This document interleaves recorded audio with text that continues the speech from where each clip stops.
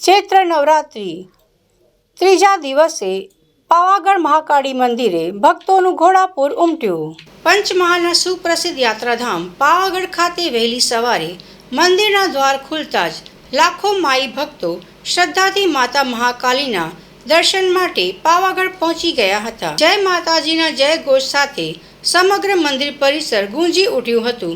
ઘણા ભક્તો રાત્રિ દરમિયાન જ પાવાગઢ પહોંચીને રોકાણ કર્યું હતું, જ્યારે અન્ય ભક્તો વહેલી સવારે ડુંગર ચડીને માતાજીના દર્શનનો અને આરતીનો લાભ લીધો હતો.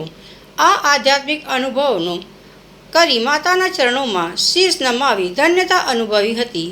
વહીવટી તંત્ર દ્વારા અને મંદિર ટ્રસ્ટ દ્વારા ભક્તો માટે સરળતા રહે તે માટે એસટી વિભાગ દ્વારા 60 જેટલી વધારાની બસો દોડાવવામાં આવી હતી.